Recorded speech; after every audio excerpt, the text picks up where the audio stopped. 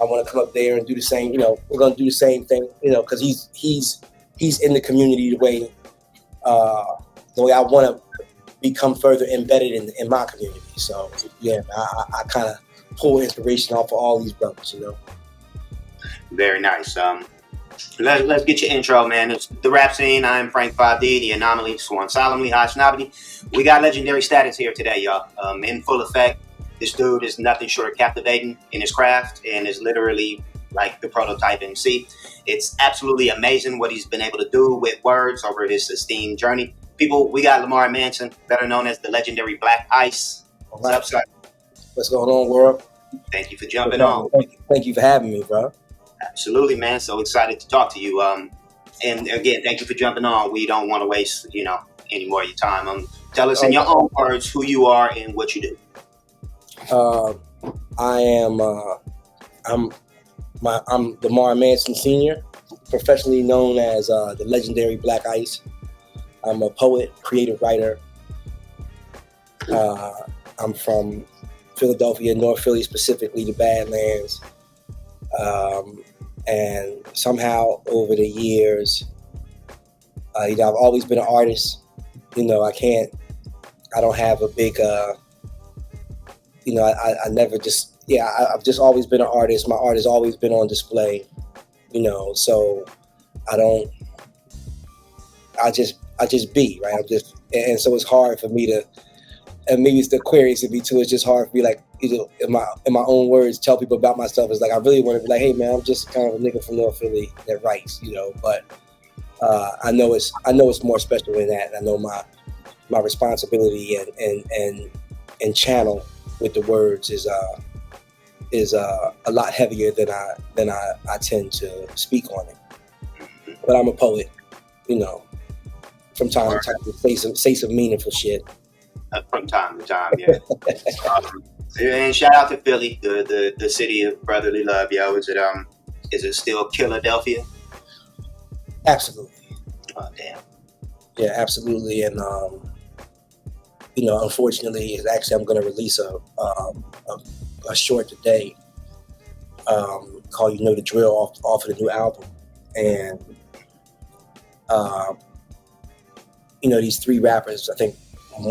Two are from Chicago, one's from Philly, or one's from Chicago, two from Philly, but they recorded a song. They recorded a song back in June, and all three of them have been killed in the last 60 days. Damn.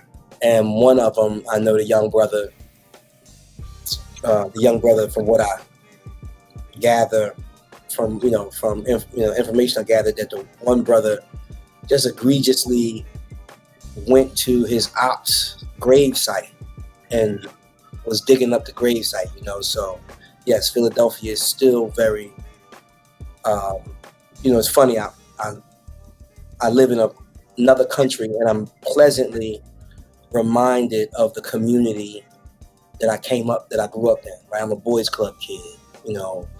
Philadelphia. My generation might be the last generation that neighborhoods were still neighborhoods. You know what I'm saying? So yeah, to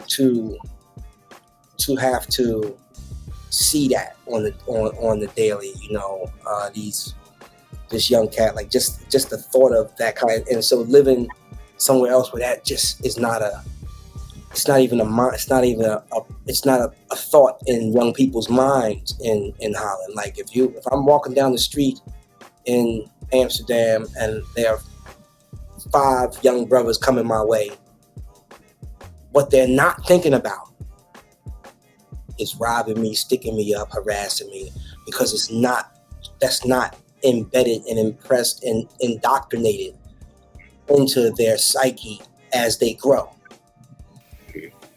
So being here and watching these young brothers just murder each other for no reason is kind of like, it's rough. It's rough. I don't necessarily know if it's disheartening more than it's just rough. It's a rough thing to deal with, but yeah.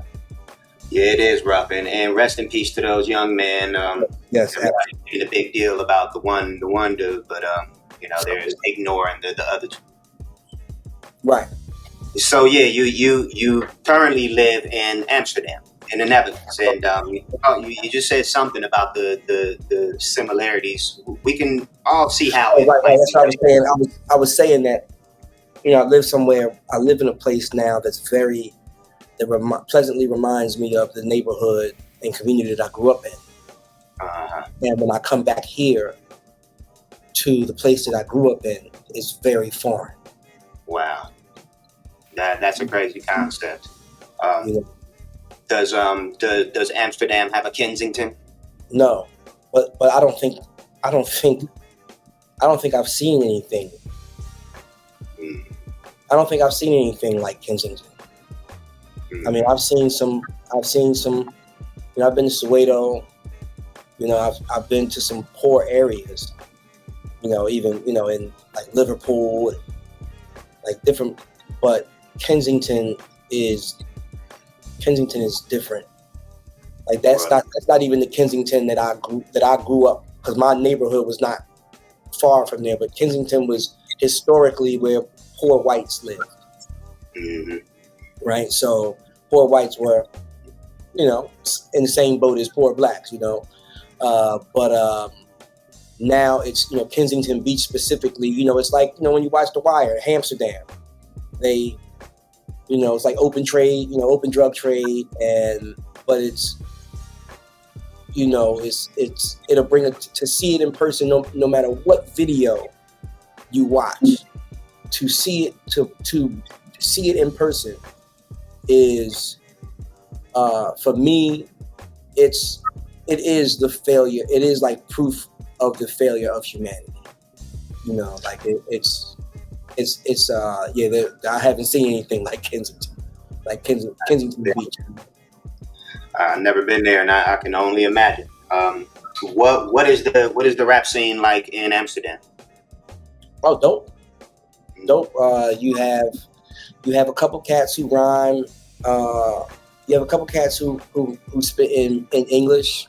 My man Michael X, who's a originator, Holland legend.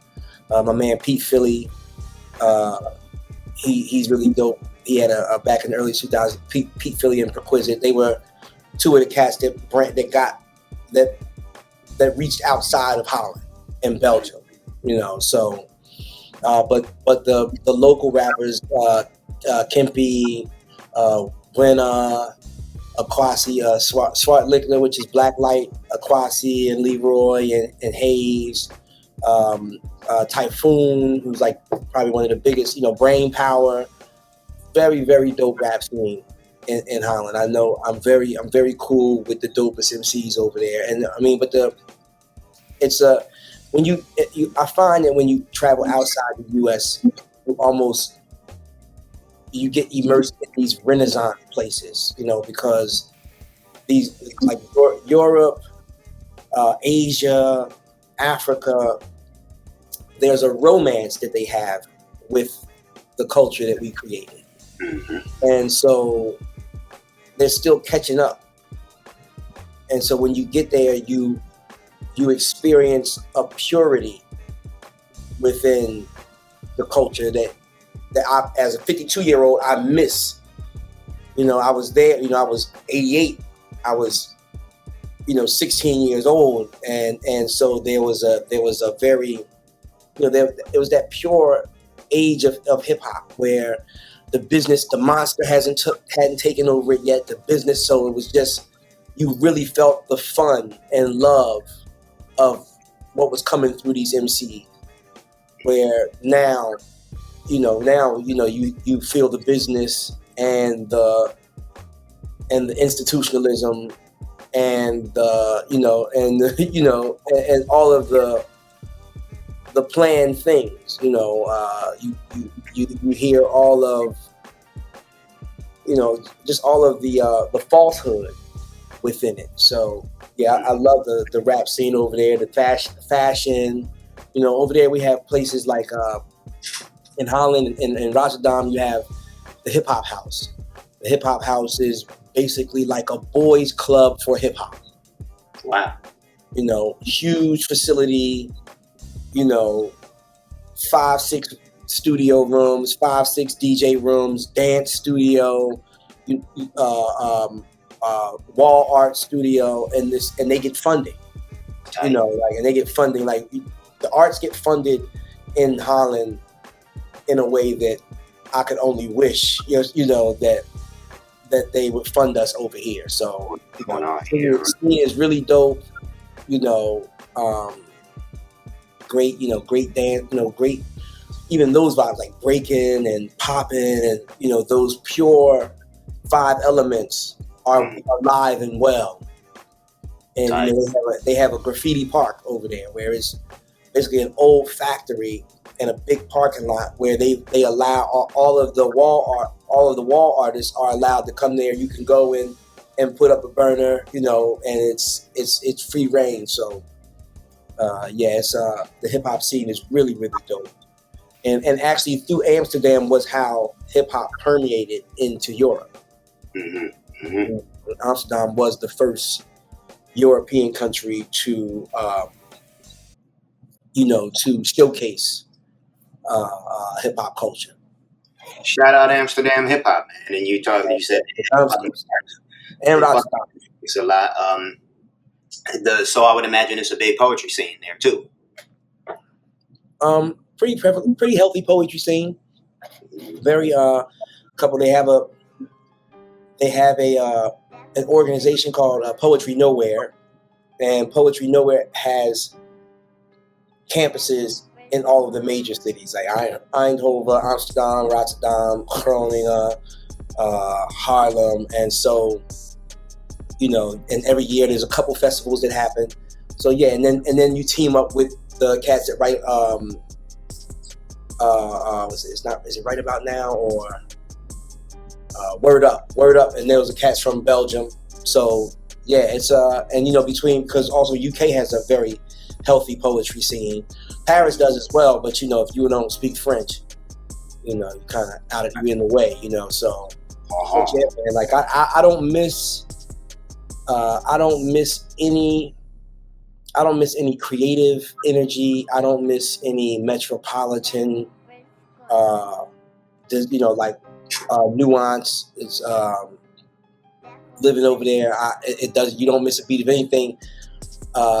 Amsterdam was the first place I felt the most Lamar at. Like, yeah, it was the place I just like, oh wow, I can live here, you know, because there I'm walking down the street with, you know, with my homie who's one of the biggest rappers in the country, and it ain't a thing. You know, people will feel, oh, Pete Philly, and you know, but it ain't a thing. There's no pandemonium. You know, my homies are pretty well off, and we all meet up with each other downtown via bikes. You know, like, so there is nobody cares about what you're pulling up in. You know, and your wardrobe is only as good as it represents who you are inside. Very nice. You know, you can't pulling up with the. You know, my homie owns, my very good friend is one of the owners of Pata. Pata is a boutique brand that most people here don't really know about. Incredible collabs with Nike and so on and so forth, Stussy and Converse. But, you know, this cat is like, you know, super, you know, rich, but you never see him in the Louis, you never see him in the Gucci, you never see him. None of those things matter. Who you are is what matters over there, and that's why I love it so much, because you know, you really have to be who you are, and that stands out more than anything else. So it's a testament to your character over there when you know, with your walk, you know. Very nice, man. Yeah, thanks for breaking it down. Switching gears a little bit, but not so much. You know, coming from the rap scene and the poetry scene there. Mm-hmm. There have been so many rappers who have been big into poetry. We've got the Tupacs and the Commons, you know, the Mos Defs and the Talib Kweli's of the world, and so many more. Talk to me about the connection of poetry and rap and how they go hand in hand. Oh well, I mean, for me, poetry. Poetry is the father of rap music. You know, the mother is the music, and poetry is the father. And the two married, and rap was created, and then it evolved, right? Because if we want to technically, what the last poets were doing, what Gil Scott Heron was doing, what Oscar Brown Jr. was doing, what the Watts Prophets and Sekou Sundiata and what's his name, Blowfly, Blowfly. These cats were at times syncopated with the beat, but it was still, it was poetry. And then when hip hop was created, it became all syncopation, But my father used to, on Sundays was our cleaning day, and so he would get up every Sunday morning. He had a huge vinyl collection. First vinyl he would play was Love Supreme, John Coltrane. I knew it was time to get up because I heard that saxophone, and I knew if I wasn't up by the time that bass line dropped, that I was going to get hey, my man, So, but in the midst of that, of our Sundays, we were still buying vinyl. I would get to play some of my, So I'm at this point. I got Public Enemy, I got BDP, and so when I'm playing music for my father, he's like, "Oh man, I dig that." And so when I played Public Enemy for him, he said, "Oh, I dig that. Here, let me play my Public Enemy for you." I might have been 12, 13 at the time.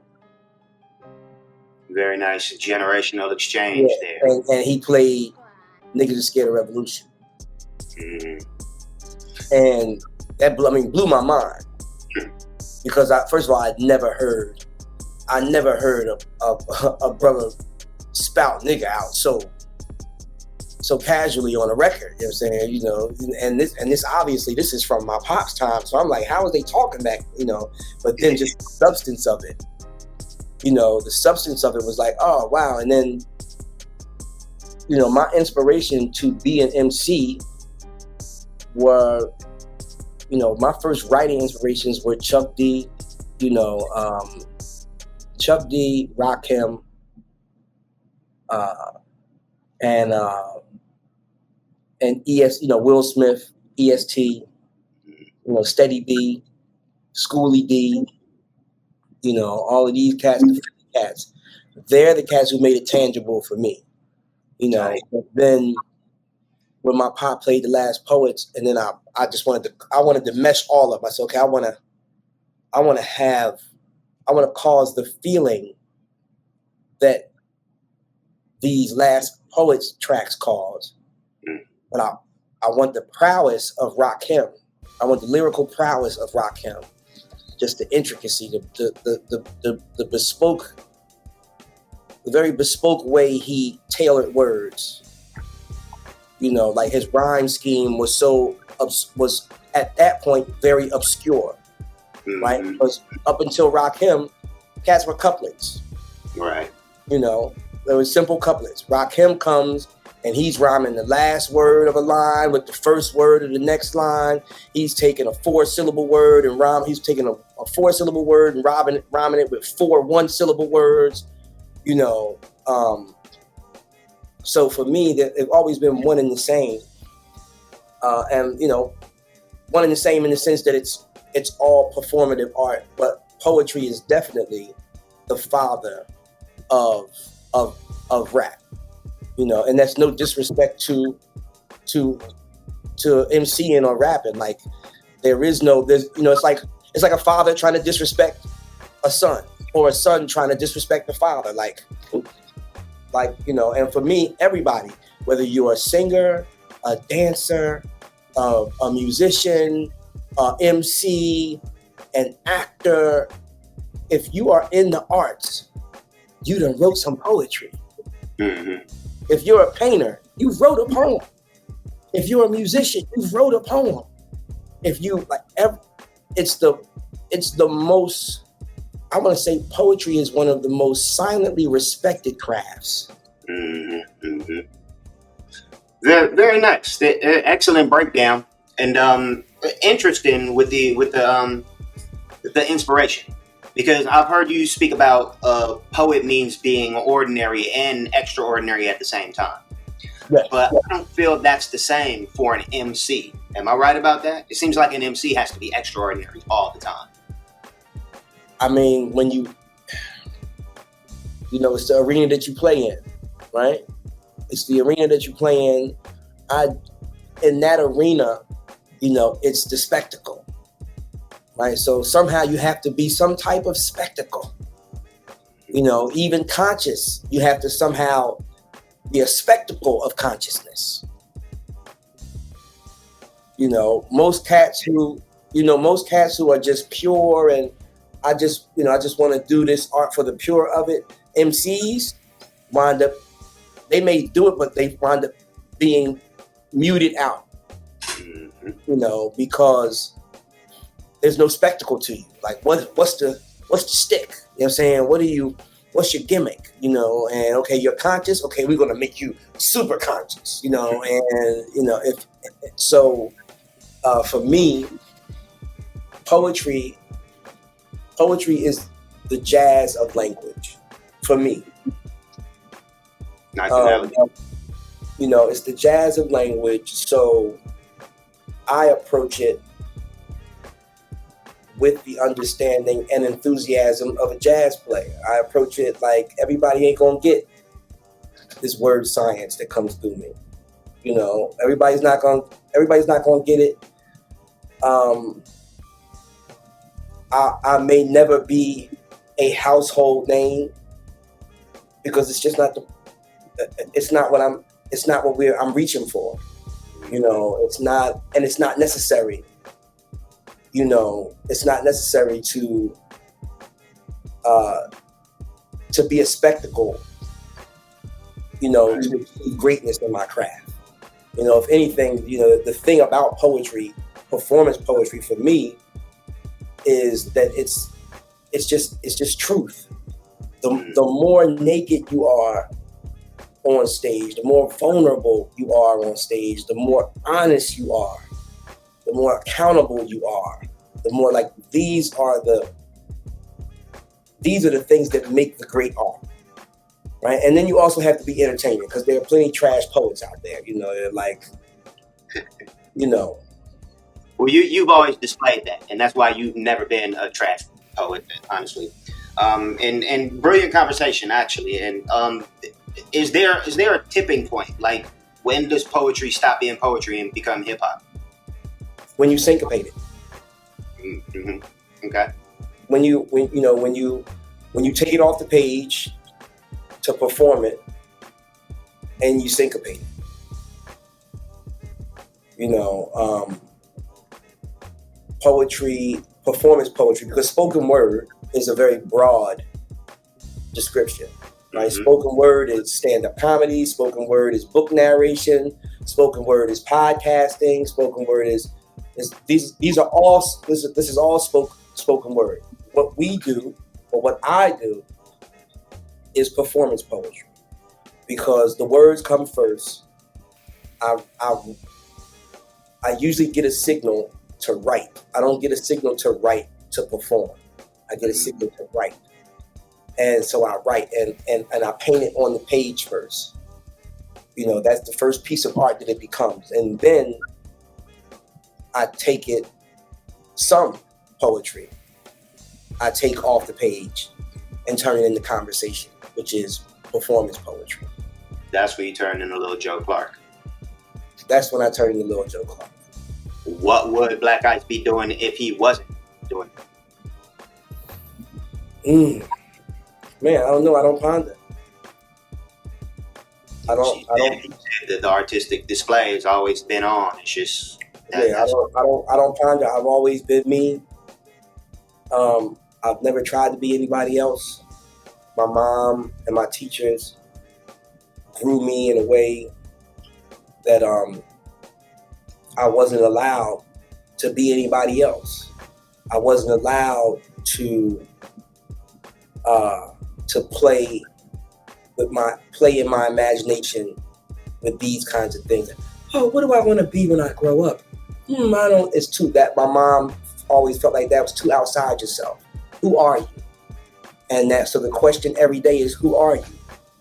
You know, versus who do you want to be? Who do you aspire to be? Who are you? And every iconic person I know, like that I admire, they tend to have that same upbringing in some way. And you know, there's an absolution, you know, to what greats do. Right? There's an absolution to it, to where it just is.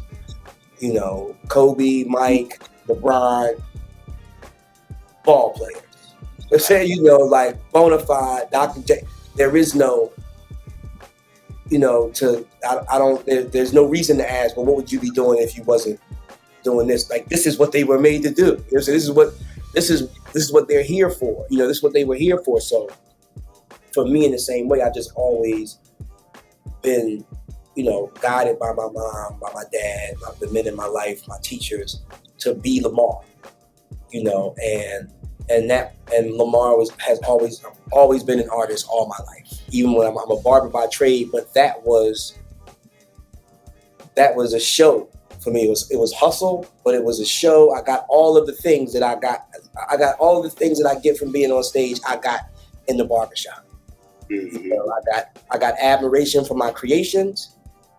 I was able to be in service to my brethren.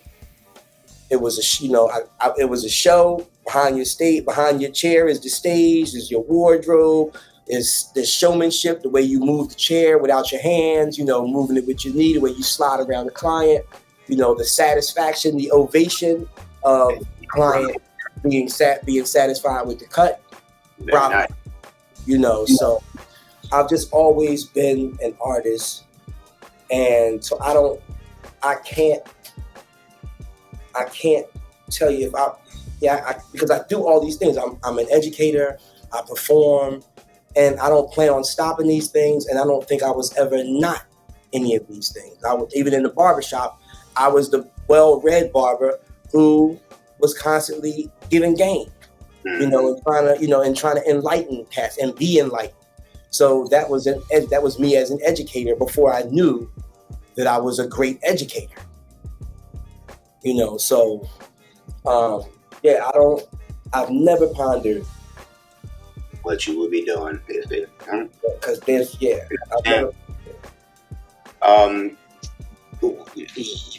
Black Ice is hip hop. Like, you know, with all those things that you are hip hop. Why didn't we see more of a rap career? Because it's something we'll get into. The Death of Willie Lynch was more of a hip hop album. Yeah, you know, it is more think like. So why didn't we see more of a rap career from him? So in '88, I went through all of the stages, right? Like I was still a child when hip hop was a child, and I went through all the stages. I was dancing, you know, I was the pop, you know, I was the cat who, go get Lamar, and I'm battling pop, you know, pop locking, and then I was beatboxing for a cat. Then I started rhyming, you know, maybe around 12, 13, 16, 1988, my squad, and we would rehearse religiously, you know, just because we loved to do it. Tuesday, Thursday, we was in my man Burns' basement rehearsing like we had a show coming up, you know, and, you know, so, and then we put a record out in '88. We wound up opening up for Stetsasonic and Public Enemy and Tough Crew and Crown Rulers, and at that time we wasn't worried. We wasn't thinking about no money. You know, we was thinking about matching sweatsuits. You know, and being able to go to IHOP after the gig, get a phone number from a girl or something. You know, this was the extent of the success. I mean, obviously we saw rock stars like Run DMC and, you know, all of those guys, but at that point it was still very pure. I was 16 years old. You know, my biggest goal was to be able to go to school with my record in my backpack to show a motherfucker, yeah, I got it, man, you know. And so at that point, yeah, I think life just happened.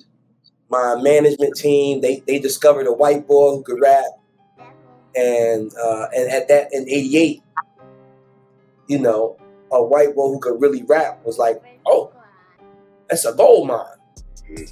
So, Sign him up.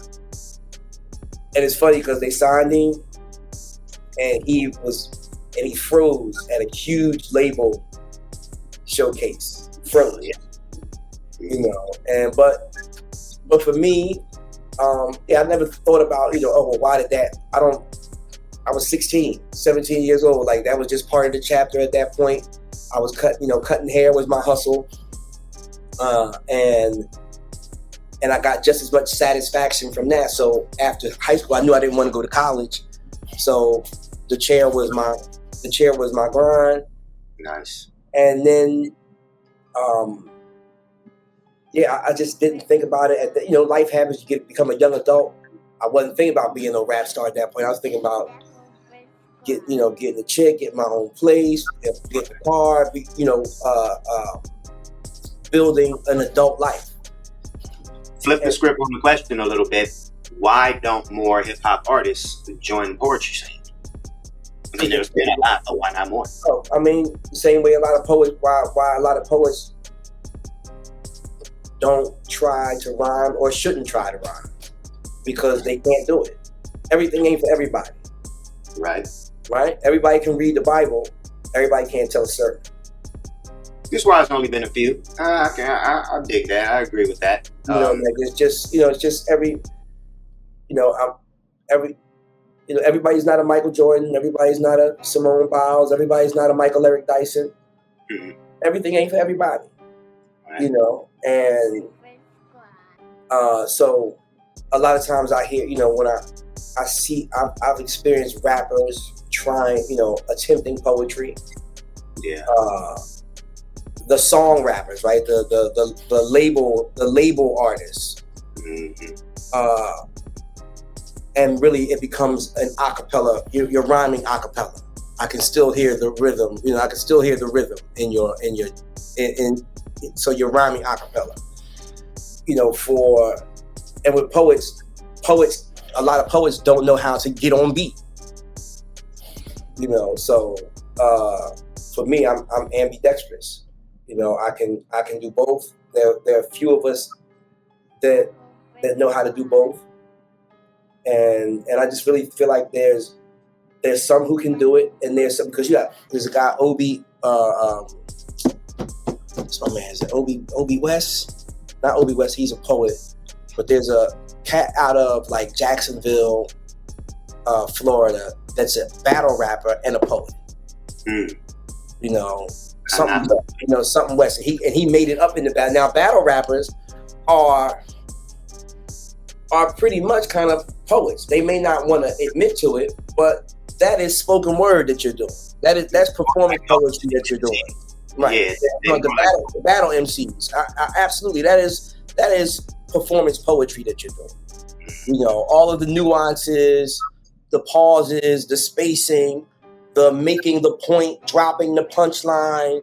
You know, it's one could say some of it's clever, some of it's not so, you know, some of it's buffoonery, but it definitely is a microcosm, you know, a derivative of performance poetry, because there's no rhythm track. You don't have to stay in syncopation. You don't have to stay, you know, they pretty much go a cappella, and it's a performance, right? Because you're bringing people in, you're fucking with people's energy.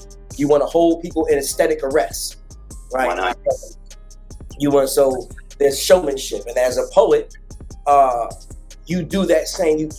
I approach the stage with that same intention, you know, to hold my listeners in aesthetic arrest, you know, and have them really feel the things that are coming through me, and that's what battle rappers do, where, you know, your industry MCs are very reliant on tracks. They're very reliant on, you know, and a lot of times now the music is way more, the bop is more important than than what you're saying.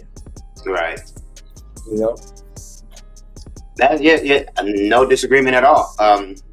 And you were able to do that exact same thing on a national level. Of course, you were a fixture on the cultural phenomenon that was Def Poetry Jam, appearing on every season. Break down those experiences, yo. Oh man, yeah, man. It's just it was it was a great time for. Yeah, it was a great time for poets, for Russell and Stan Lathan. Really, it was the creation of Danny Simmons, Bruce George, Deborah Pointer. They created the concept of Def Poetry. Russell's older brother, who's the visual artist and a poet as well. Him and Deborah Pointer and Bruce George came up with the concept of, the sister to Def Comedy was Def Poetry, and they, pitched it to Russell. He finally bit. So he says after seeing me, I was part of the final pitch to HBO at Soul Cafe in New York back in '99, and it was an experience, man. It went, because I was also like Black Ice, so it was the hoopla around it. I was the only poet that was signed to a hip hop label, a major hip hop label at that. The people at the label were kind of like, "What the fuck do we do with him?" Like he don't miss when he get on stage, but we don't know what to do with this nigga. And so they were, I became the Def Jam pinch hitter of positivity. Ja Rule was supposed to show up at a school for, an attendance concert, and he decided he didn't want to go at the last minute. They called me up, and I would go. But it was great because it allowed me to get my chops up in a way. Very nice. Well, I didn't get my chops up at the poetry sets. I got my chops up at comedy, at comedy clubs, in MC ciphers, at schools, where I'm up against it, and it's really about can I make an impact. And so those years were just they were just great years, great experience. I caught Russell at a time when he was done with all of the drug usage. He was absolute yogi, vegan.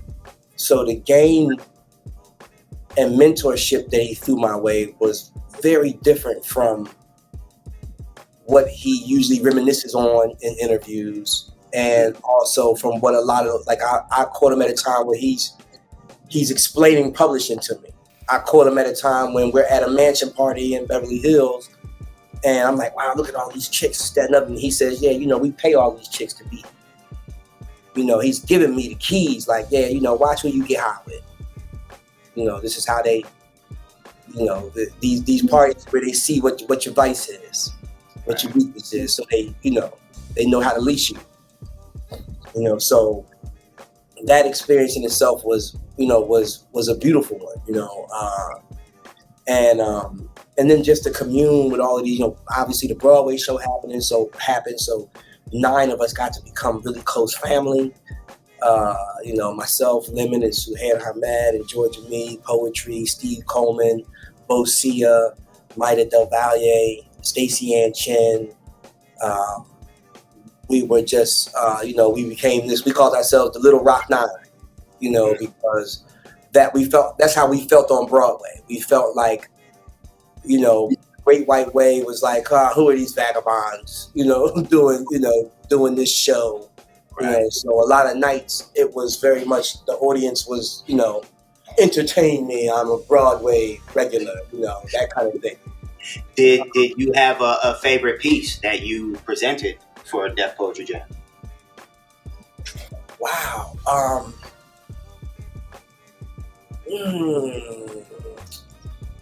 No, because I tried to keep it present. Right. So each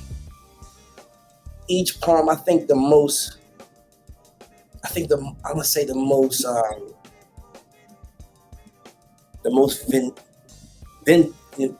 vindicative, if that's the word, the poem that gave me the most vindication and confirmation was 410 Days in Life, 410 Days in Life, which was the poem about the industry. Okay. You know, which I performed that. I want to say it was the second season of Deaf Poetry, and right then, like that was like my Jerry Maguire mission statement. Like I really wrote that like 2 days before, and I was like, I don't like this shit. I don't like this industry. I'm going back to the barbershop, but before I go back, I'm about to fuck y'all up with this one, you know, and it. And that one because I defined the business in a way. I got the hip hop codable in the source for that poem as well, but I defined the business in a way that these MCs who were immersed in it hadn't even thought about. Right. You know, like when I would run into Fabulous and these other guys, like, man, like, bro, like, or they like, man, you saying what I want to say, you know, but you know, I can't, you know, but more power to you, bro. You know, so. Well, tight, man. Yeah, brilliant and excellent work. Appreciate that. Did you have a favorite deaf poet? Wow, my favorite deaf poet. I said my top two: Sonny Patterson, Amir Suleiman. Yeah, impeccable with the words, you know, but also their spirits are, you know, their spirits are just true. Mm-hmm. You know, that those two people, you know, you run across some people in life that when you're around them, their energy silently forces you in a loving way, in a very enthusiastic way, to be the best you. Mm-hmm. And that Sonny Patterson and Amir they're my friends and my peers, but also they're very big inspirations because the reason why their words are so transformative and impactful is because they are exactly who they say they are. Very right? nice. And it emanates through their spirit. So when they're on stage, you know, maybe the listener doesn't realize, but you know, you're not just getting these dancing words. You're getting all of this energy that's very intentionally true, and because it's an exchange that happens. For me, it's not. I don't perform for anybody. You know, when I'm performing, it's an exchange between me and the audience. You know, my responsibility is to inspire and make something relative. You know, if it's just the energy, I have to, you know, my responsibility as a performance poet is to give is to entertain people with words that are enlightening, relatable, healing, you know, and vulnerable, and above all of that, true. True. You know, in fact, to be going back to that question about that, just that, and to be a dope ass poet, it's got to be true. Got to be true. You know, like that. It's you know, it's almost like to be a dope ass comedian. Mm-hmm. Mm-hmm. Tell you the truth. It has to be true. That's where the best art comes from. You know, the truth. So yeah, Sonny, and I'm a fan of Lemon, Bow, you know, the new Vanguard, Obi West, Black Chakra, you know, Jasmine Mans, you know, Emerald Green, Kate Love, you know, Tank and the Bangers, Michael Chief Peterson, of course, Jessica K. Moore, Ursula Rucker is the you know, she's the OG, she's the big sis, you know. That's funny. Mm-hmm. Shout out to all of them, man. Honestly, yeah, all of those. So I'm a fan of the art, man. But I think my favorite, if I had to have a favorite poets are definitely Sonny Patterson and Amir Suleiman. Nice. Yeah. I like Shihan, and I like poetry too. Oh yeah, those are my guys. Like I those. think I saw them the most. You remember the poetry lounge Yeah, in of LA? course. I think Yeah, I of course. think I I was saw. there. I was there a couple. Yeah, I was there. I was there a couple times. I'm pretty sure I saw you in you toured there. I was lucky. If you know, that wasn't the easiest place to get into, and not like they were so selective. It was just very limited capacity. Right, very limited capacity. Right. Yeah, but yeah, I used to see them a whole lot, so I think that's why they were my favorite. But damn, And those are my. We wrote a poem. We wrote a collaborative poem called "We Are Men." the art man. Yes, it was well ahead of its time, should I say? In this day, feel and whatnot. Yes. I was in there one night at the Poetry Lounge, and it used to be mad people love no in there, should I say? But I was in there one time and I sat on stage, and there was just a camcorder on from one of the top couple rows, and I'm like, okay. And after a couple minutes, I'm like, yo, like I'm just starting to what's up, like why you record me? And then like just a little bit before the show starts, the camera goes down, and it's Rosario Dawson, yo. And I'm like, I got shy, so I asked for her number, and we've been in love ever since. Oh, now I thought about what to say to her, and Rosario and poetry. Yeah, Rosario and poetry are really cool. So that's why. Yeah, I remember like that. I know that she used to frequent there. Whenever they were home, because poetry was on Broadway and toured with us. Right. Shihan came on the tour one year. It's a big election year, and Bosia, Mina Del Valle, and Lemon were off with Norman Lear doing election stuff. Those are my guys. Shihan and Poe. It's funny. My new record, my new album. I sent a private link to Poetry to get his knee-jerk reaction. So, and it was at a time when my anxiety was really high about the record, and I sent it to him, and he didn't respond real quickly, right? So now I'm like, oh shit, I shouldn't have sent it to nobody. It's trash, It's that kind of thing, and then he hit me back, with like, LOL, LOL, LOL, LOL, right? And so the track, I sent him a track, and the track was so super serious. When he hit back LOL, I was like, what the hell? Is that your response? But he was responding to a previous message laughing at that. But the mind games that I played on myself for about 4.5 minutes before we got on the phone, and we laughed. I said, boy, you ruined my career for about 4.5 minutes. I was figuring out what barbershop I was going back to. Paul, we're still all very tight. I still talk to Lemon a lot. Poetry and Shihan, I talk to Shihan a little bit more than I talk to Poetry, but we still all check on each other. Tight. And it's life has happened, man. It was 20. We talking almost 25 years ago. I mean, well, let's move. You just brought up your new project, Love for War. Excuse me, War for Love. Right. Powerful project, dude. And talk about a hiatus between projects. Not that you ever stopped working, but why an album now? Why not? Good question. Yeah, I was. I don't know. I just initially I wanted to do a tribute album. My idea was to do a tribute album to the elders,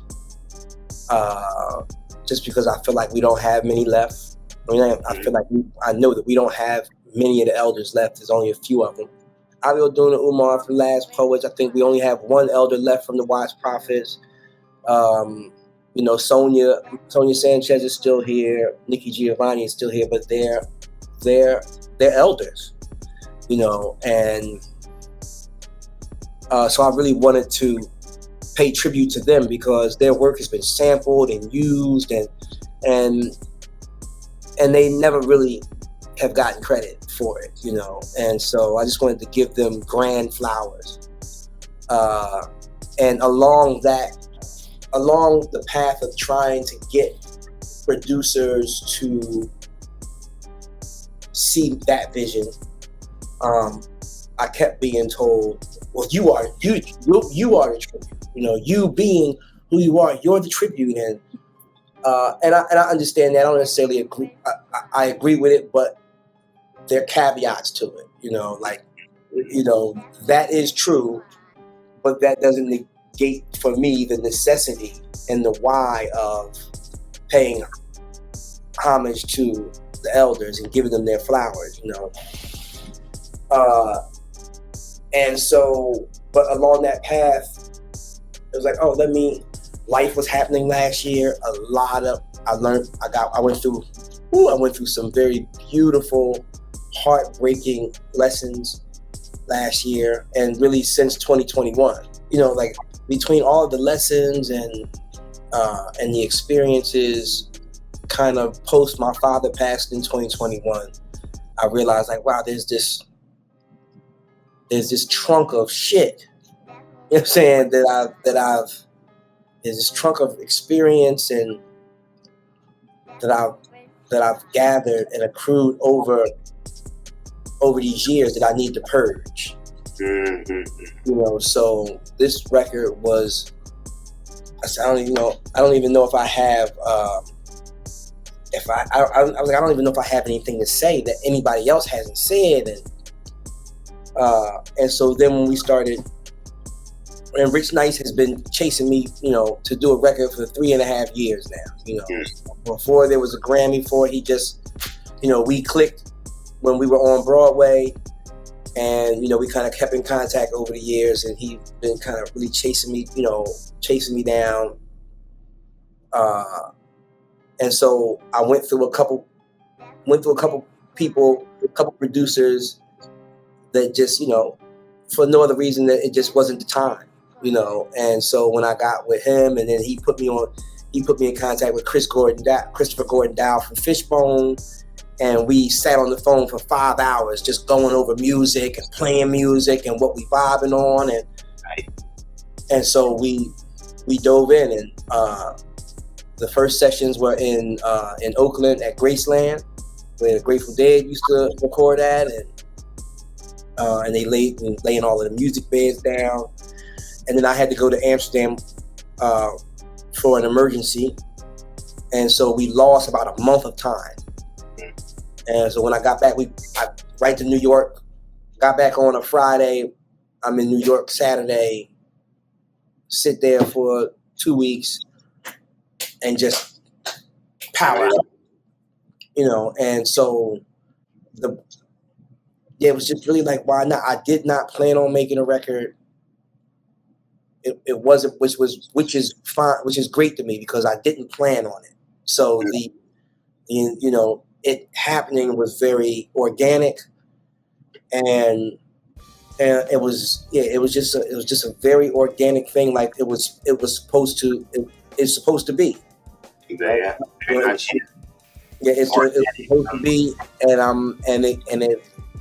I wanted to make sure, embarking on it, there were a couple of things. I said, okay, I want to. Death of Willie Lynch beat turned into a hip hop album. They were poems that I wound up, when I got into the studio, I wound up rhyming the poems. Mm-hmm. That I wrote the poems, but then I wound up turning into my MC. Maybe it was latent hoop dreams or something that was happening. And I also, my producer, Eric Booty Green, who at the time was 17 years old, so I wasn't necessarily, I was happy with the record, but I was not satisfied because I realized after the record that I didn't do what I wanted to do. Mm-hmm. And I wanted to sound, I wanted the sound to feel like Gil and Michelle and Cello, and I wanted it to have this a poetry sound, but it was like, oh no, this was a hip hop record. So when I'm venturing in this one, I was absolutely certain. But also 20 years later, I think differently. I feel differently. I understand the art differently. You know, I understand the art of recording versus performing differently. So, and then also inspired by my peers, Amir Suleiman and Robert Glasper put You Will Be Someone's Ancestor Act Accordingly out. And that was huge inspiration, you know, because it was like, you did it, you know, and Amir and I talking on the phone. He's like, he sent me the record. He's like, man, you know, I need your knee jerk. I was like, okay. And he was like, man, I just think it's soft. You know, I think it feels soft. And so when I listened to it, I'm like, it's Amir, but it's Amir 25 years later. Right? And I told him, I said, you haven't lost anything. I said, we're no longer the wildfire. Right. 20 years ago, we was coming through burning towns down. Now we the campfire. You know, now we still got the same emanating flame comes from you, but now it's in the round. Now, you know, I'm not trying to burn nobody's town. Now I want people to come around and roast marshmallows and, you know, and get wisdom and be comfortable and snuggle and, you know. Well, I mean, I don't know, man, because War for Love, it's kind of the same, you know, not to say the same, but as far as like, you know, you say organic, perfect description for it. I'd also add inspirational, confrontative, you know, thought-provoking, loving, gritty, you know, transcendent. And in fashion, like you're flawlessly executing things and themes that, you know, a lot of rappers and poets can't. You take on gang culture, love, and being a father, and it just seems like also easy for you to complete in one cohesive body of work. Was it that intentional, or was it that easy? I knew that when we started recording tracks, we would have these extensive conversations before, you know, we just had these really great grown man conversations, you know, and I was searching for the arc of it, right? Just the storyline of it. Like, okay, what am I trying to? What's the story I'm trying to tell here? You know, like what has the last, you know, post my father passing, what has that been? You know, that's why the title War has been a war for love. You know, it's been, you know, so it's a War for Love is a love letter. You know, you know, it's my love for community. It's my, you know, my love for accountability, my atonement, or at least a part of my atonement for not being impeccable with my word and dropping some balls in life, you know, that were my responsibility to carry. It's a reminder, you know, a love letter still, but a reminder to my people, you know, to people in general, that there is a hidden hand, you know, and, you know, the ugly show still exists.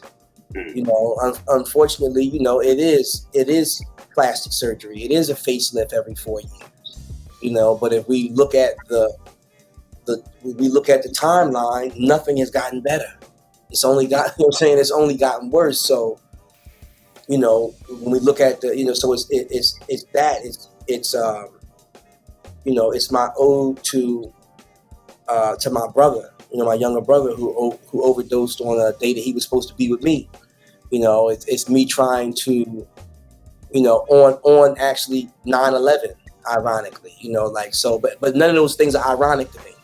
Like, none of those things are ironic. They were all like, my brother overdosed on 9/11, 911 emergency on a day when he was supposed to get with me. He really wanted to get with me, told me that he needed me to, you know, and I don't think he, you know, it wasn't so much, I'm not guilty for his actions, but I'm guilty for not being impeccable with my word. And I promised that I would pick up the phone, and I didn't pick up the phone. And I know the kind of impact my energy has on perfect strangers. So that day, was a day my brother wanted to get with me. He wanted to be in my energy. And for me, it's like being a superhero and seeing the train getting ready to crash. Knowing you have the ability to stop the train from crashing, but for some fucked up reason, you don't do nothing about it. And so, man, that is one of my favorite tracks on the album. Is his name Roland? Yeah, Roland. Yeah. Rest in peace, man. I appreciate that. Yeah, and it wasn't even a poem; it was a journal entry. Mm-hmm. Like I wrote it 4 days after his passing, and I was just trying to get the guilt off of me, and like was just not even get it, but just release it somehow so I could. And so I'm like, let me write it so I can see what I did, you know. Mm. And you know, it speaks to how organic the entire project is. Right. And then, you know, pure, and I'm a house head, so, you know, I wanted, you know, the choosing, which is a love poem, but it sounds very like, oh, I'm just so in love with you, but originally it wasn't that kind of poem. It was a poem where I was giving an ex notice. You know, it was a poem of, hey, I love you brand new. I love you every day. You know, in the midst of anger, I love you with absolution. You know, drenched in disappointment, I love you without doubt. You know, immersed in anger, I love you. You know, how those lines. But it wasn't like, hey, I love you so much. It was like, hey, listen. So here's the tally. I've loved you this way. I love you that way. I love you this way. You know, these are the ways I love you.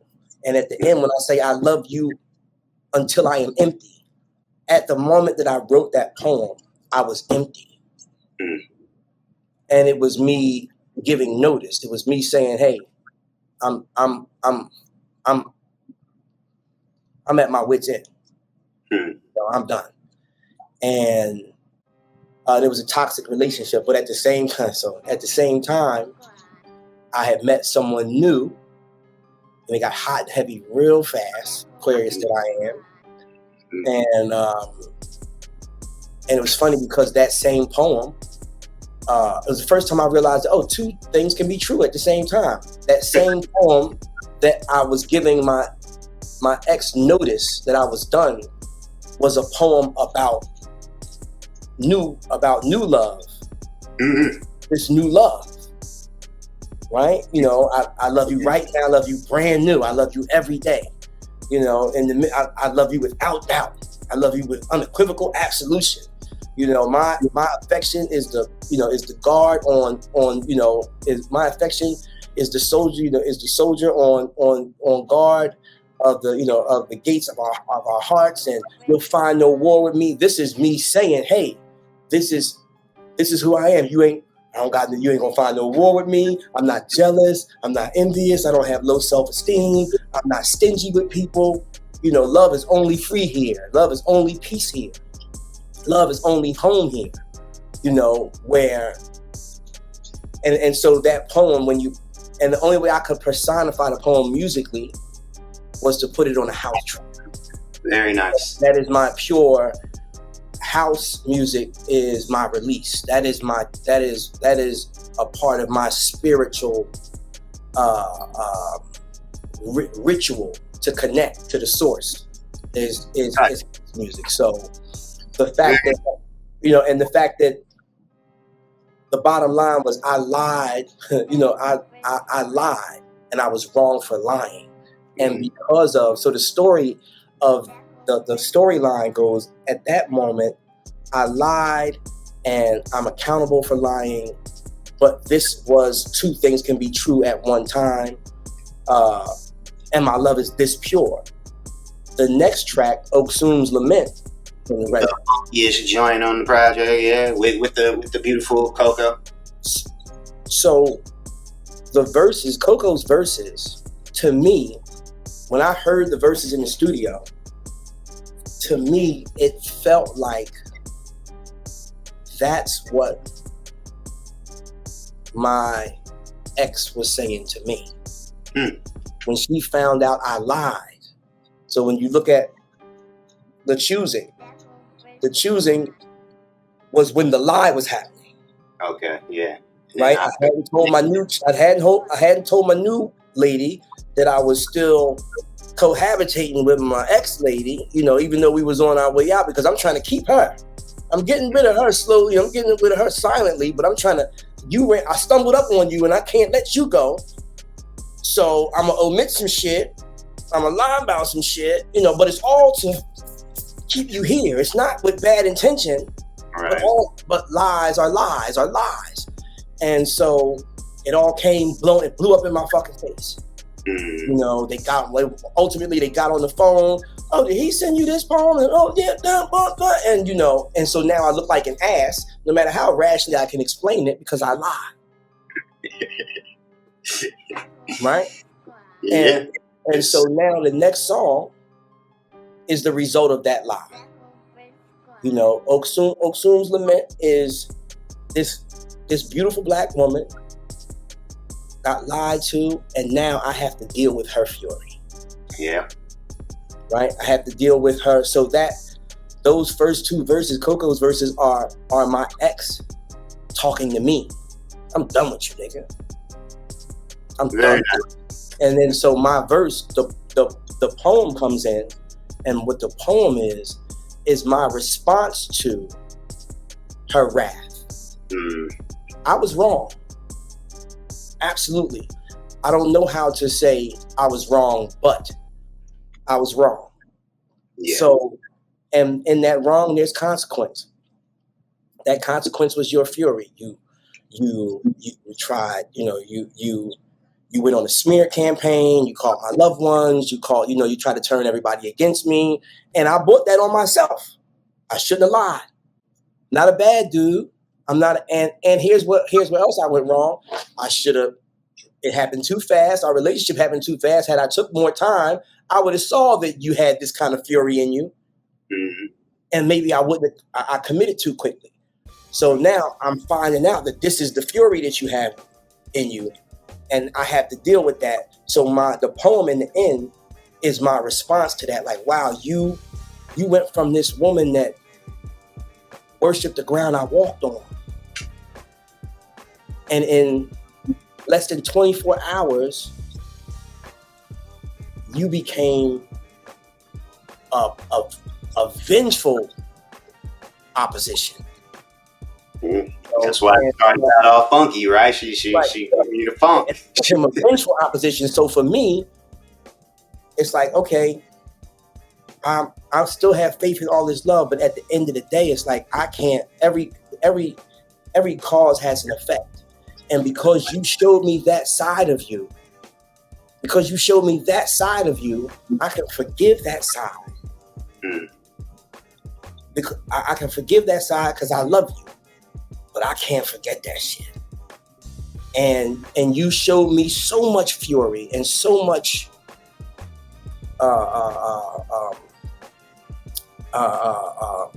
just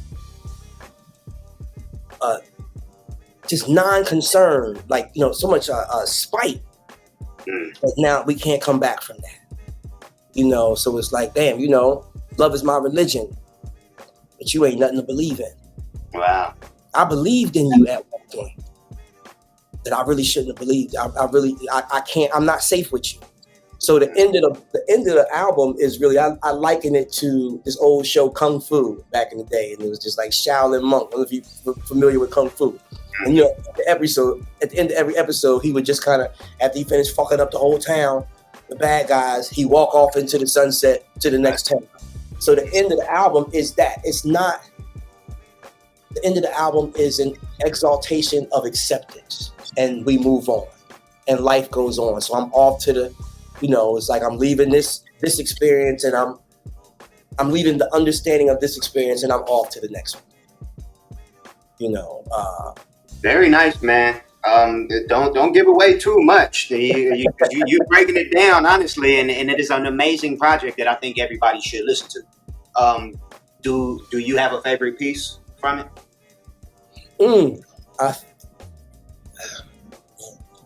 Right now, Right now, my favorites are today. My favorites are the Ugly Show Part Two. Uh, there's a there's a dance happening between my voice and the upright bass that is such a beautiful moment. You know, like because my bass player was just man, with so much emotion in that, in his playing that it brought more emotion out of the poem when and we actually originally had drums, and then as we were recording I was like, well, mute the drums, so because my voice is percussive, and so if you have a lot of snare on a track, it is combating with my voice, because my voice has a natural percussive rhythm to it. And so when we turned off the muted drums, I listened back, I said, "Oh, I don't want no drums," because I didn't realize how beautiful that bass was. So the Ugly Show Part Two, and also because it's elections, it's election season, and my responsibility is to disrupt and remind motherfuckers what it is. I'm a father of two revolutionaries. I'm a son of two revolutionaries. And my mom and my dad, and so I must disrupt and remind folk, let's not drink the Kool-Aid. Right. Let's work for better, but let's not drink the Kool-Aid. And then surprising Pure, the song Pure, because with Daniela Bauer on vocals, Pure was originally written kind of like a ballad. It was very slow and sexy, and so Rich pulled this kind of South American, Brazilian jazz feel to it, and then Daniela's chorus was just beautiful. It's like, oh, that's it, and it just is such a beautifully light moment. Yeah. And the music, I think, personifies the feeling of, it just reminds me of elders, right? Like elder couples. The elder couple, when you see elder couples and they're like hugged up and whatnot, he's like, man, that's pure, right? Like that's what we're trying to get at. So yeah, I think Pure and Ugly Show Part Two are my favorites right now. Very nice. What about you? What's your favorite? I'm gonna go with it hit me back in the day, but I feel it even more now because I am a current father. I'm now a father. His Lone Soldier. Nice. Yeah. He flipped it. He flipped it in a really good way. Yeah. It was included, yes, and it's always hit me, but I just kind of to that, and also with Coco, I do like Aksum's Lament. Aksum is I've gotten two different pronunciations of it. Aksum. I had two African people like Aksum. I had two very smart Black Americans like it's Aksum. So that's what I thought it was, and I know I'm very smart. Are we gonna wait another 18 to 20 years for another album? Oh no, not at all. We're getting ready. We're actually I'm jumping back in the lab immediately. Obviously I'm in the midst of touring and creating a stage show of the record, but we're also right in the lab because I want to do the next record is going to be a love record.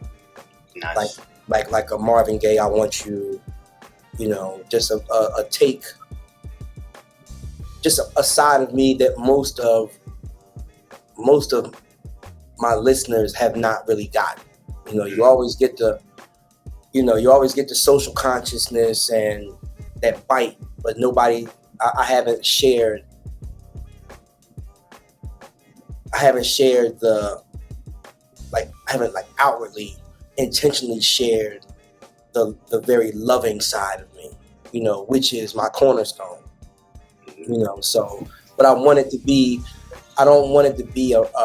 an album that's not honest, right? So for me, at this stage, it's like I've learned so many beautiful lessons, in love, and a lot of them deal with accountability. Accountability first. So it's gonna be a project of accountability within love. Without being a simp. Without without being a simp, without being a brown noser, or very manly record of just accountability. I think we grow and we learn, and too many of us still put the machismo shit on, Right. and act like we haven't been hurt, or I've hurt when I've experienced hurt from hurting someone. Right. Very, very important, and especially right now, with all this bullshit we got going on in the culture, we need more people getting on that initiative, Right. and so we can make sure that we're okay. So one of the reasons why I love Toby and Wigway. Yes. Because his music is great, but I just love the imagery Right. of this black man and his wife being best friends and bearing children and growing publicly together, and Right. showing us we don't see that. Where do we see that? We don't see that anywhere. Exactly. Not even at R&B. Right. That kind of black love, we don't see that nowhere. And we they doing choreography together. They got nine dancers back there, and in syncopation with them. They all got the same color on. Like there's some, so I want to, I want to provide that kind of inspiration and room for brothers to be accountable. Right. Because Right. some cats may not even realize it. Because of whatever kind of money we got, or whatever kind of so-called prestige that we have, that we think overpowers our bullshit. That covers up our bullshit. And Right. a lot of cats may not even know. It's like, damn, I've had brothers say, man, I never thought about it like that. And so maybe this next, this project will hopefully present some things that maybe some brothers hadn't thought about in the way that I present it, but, I want to definitely do some, and I want to be a little sexy too before I get too old. We can't wait to hear it. It definitely sounds exciting, and in the vein of what you've always been doing. Want to start to wrap it up. We've been on for a minute, Right on.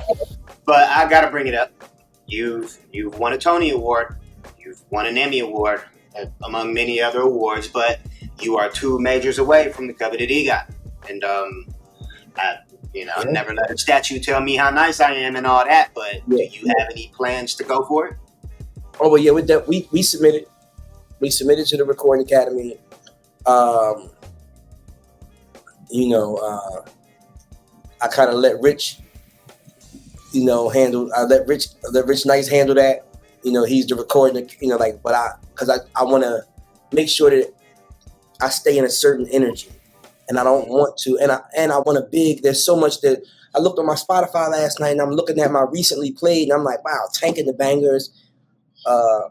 Chief the Poet, my record, Jessica Care Moore, We Are Scorpio, the Rock Poetry album, Talam AC, Thug Healer Part 2,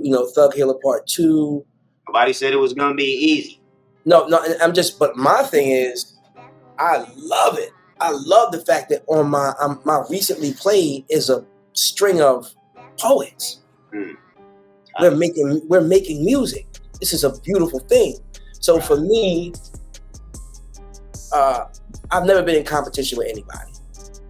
I never will be in competition with anybody. In my own, I try not to be in competition with myself. It seems oxymoronic to me.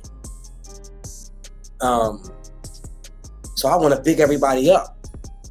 I want to big everybody up. I do what I do. I know that I'm different. I know that my art stands out, but everybody else's art stands out too. So I don't.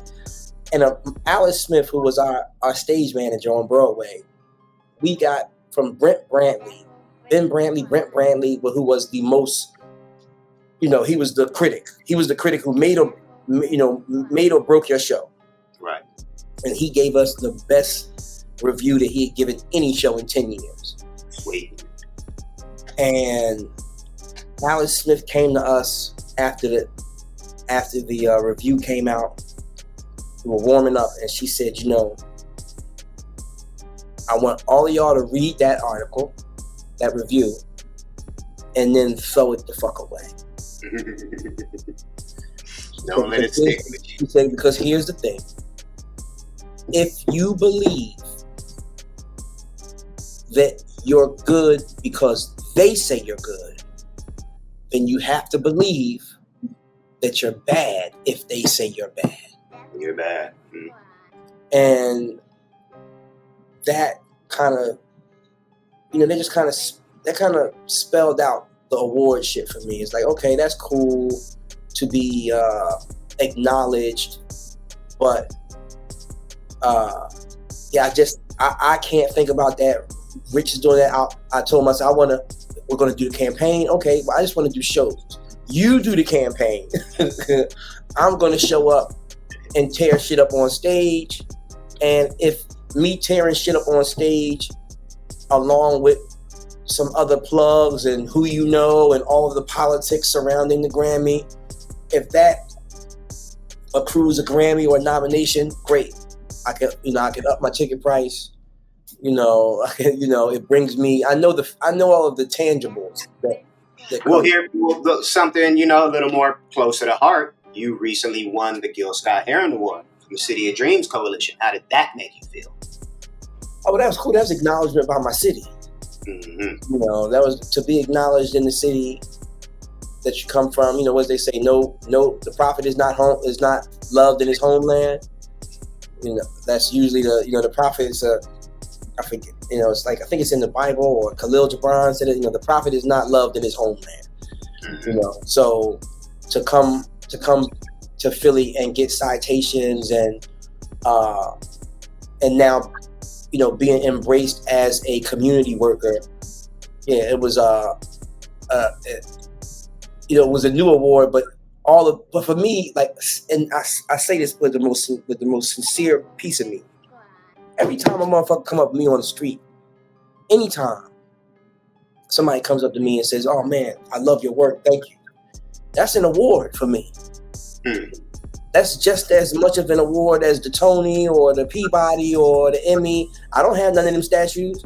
They told us we had to pay like $900 for them statues. So, I you know what I'm saying? Like I'm a little intangible as that. It's good work. Like I love your work. I love how it impacted me. That's a true trophy. Yeah, and I've had cats come up to me. Quick story, and now I'll let you go. I'm in Kentucky last year. I'm in Kentucky for a show last year, and I calculated wrong in my own head and was like, oh, they shorted me about $600. So I'm pissed. I'm leaving out Kentucky Performing Arts Center. I'm pissed. To the point where I must have asked the universe loudly and genuinely enough, what the fuck is the point? And when I say no embellishment at all, I come out of the Performing Arts Center. It was a big festival happening down in the pier. And I come out the Performing Arts Center, and I don't walk 60 seconds. This white folk just drove back and forth. And this brother jumps in front of me. I literally just said out loud, what the fuck is the point? Before I hit the door to come outside. On that hard ass, when you're leaving school mad, you hit the school, and I come outside, and not more than 60 seconds, this brother stops me. He's with his daughters. One's about 10, one looks about 6. He stops, he said, hey, and he stopped. All of these white folk are going back and forth. We're in the middle of this. He just stops me and yells, hey, and I'm like, hey, brother, how you doing? And And he said, man. And then he said, Black Ice. And he fell into my arms and started crying. Like, this is the exchange, right? His daughters are sitting there looking. His 6-year-old is like, what the fuck is wrong with dad? The 10-year-old is like, who the fuck is this nigga? You know what I'm saying? That, that dad is crying in his arms. I said, all right, man, listen, I'm emotional, so you go ahead to pull up on me before, we're going to be out here crying. We're going to make these white folk nervous. And he stops and he says, man, I quoted you in my high school yearbook. And you got me through my senior year because my father passed that year. And you were his favorite. Wow. So your poetry helped me heal my senior year. You gotta feel better than any award you could ever win. And when I say, I'm getting chills about that shit now. Like when I say no more than, it was no more than 60 seconds after I just asked, like, yeah, what the fuck is the point? What's the point? And the universe said, here go the point, nigga. What the point? Yeah, that's what it is. That's what's up. And so, that's the why. That's the why for the record. That's the why for why I am who I am. That right there is the why. Brilliant endpoint, man. That is absolutely what's up. Inspirational and motivational. Much success always, dude, because I'm pretty sure he's not the only person who you've affected like that. And they just keep doing what you're doing, and you'll find that place in everybody's hearts. Everybody who takes the time to reach out and just to reach out with their ears and check in for what you've got going, because it's been that forever. So I'm sure it's not gonna stop. So you don't stop. Appreciate you, bro. Sorry, I got all Oprah on you too. You know what I'm saying? You gooch, man. Tell you we're gonna be rooting for you for that EGOT too. No doubt. Let's do it. Yeah, I don't. Yeah, the Oscar. I'm gonna have to make a sound. I'm gonna have to do something on the soundtrack or something, because I tried acting. You know what I'm saying? When I was filming, it felt Denzel. It did. But when I saw the final edit, I realized it was somewhere in between, like DMX Belly and Bokeem Woodbine Jason's lyric, right? Like somewhere in between there. Hey man, I'm honestly not too familiar with Jason's lyric, but DMX had the best performance in Belly. So that. But what are we? But what are we saying there, really?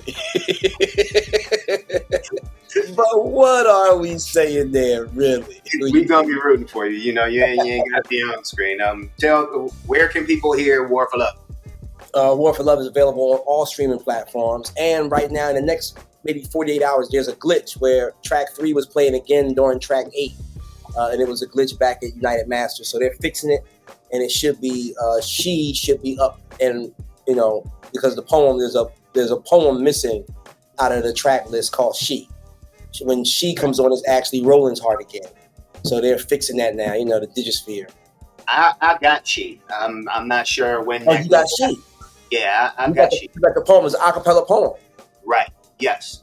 Mm-hmm. Oh, sure. Yeah. Whatchamacallit does not play twice. I listen from Spotify. Is where I. Spotify. Okay, yeah. I'm gonna have to. You know what? I may have to, because I saved it in my library. I may have to delete it out of the library and then come back in again, because maybe they fixed it already. I'm not. Yeah, I'm not sure, but yeah.